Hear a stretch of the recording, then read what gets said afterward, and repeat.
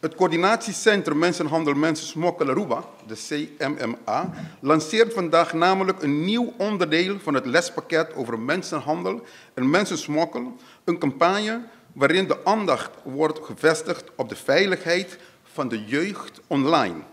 De jeugd is een duidelijk aanwijsbare, kwetsbare groep voor het fenomeen mensenhandel online, door onder andere de toename van het gebruik van internet als communicatiemiddel tijdens de COVID-pandemie. Hierdoor is het benaderen en ronselen van jongeren eenvoudiger geworden, de zogenaamde grooming. Maar ook de dreiging van het delen van gevoelige informatie zoals foto's, zoals video's, ook wel sexting of sextortion genoemd. Mensenhandelaren kunnen online gemakkelijk toegang krijgen tot slachtoffers. Mensen zijn zich niet altijd bewust van hoe gevaarlijk online omgevingen kunnen zijn of hoe ze zichzelf veilig kunnen houden.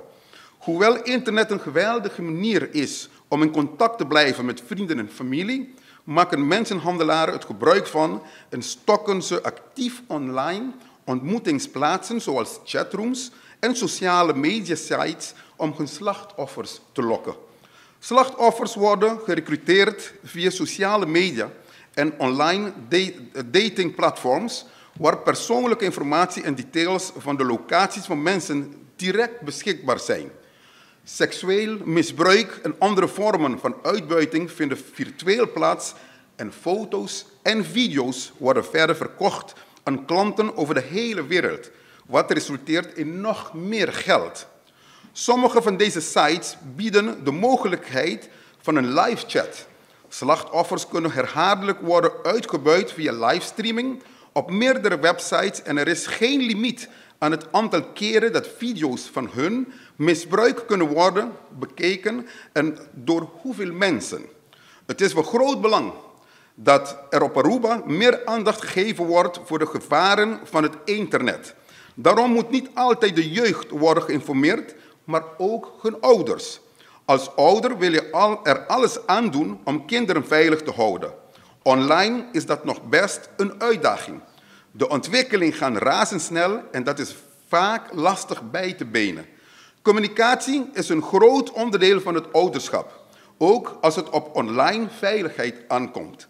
Maar soms voelt een kind zich zo onzeker of beschaamd dat hij of zij er niet over durft te praten.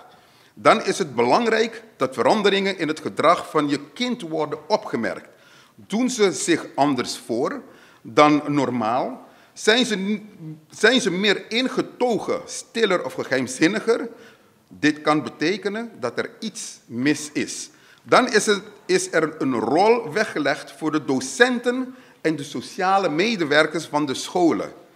Papiamento met de bisa, pues loramanga di camisa paso trabajo ting.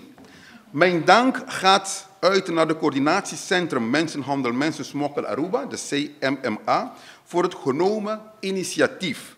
Ik dank u voor uw aandacht. Masje dankie.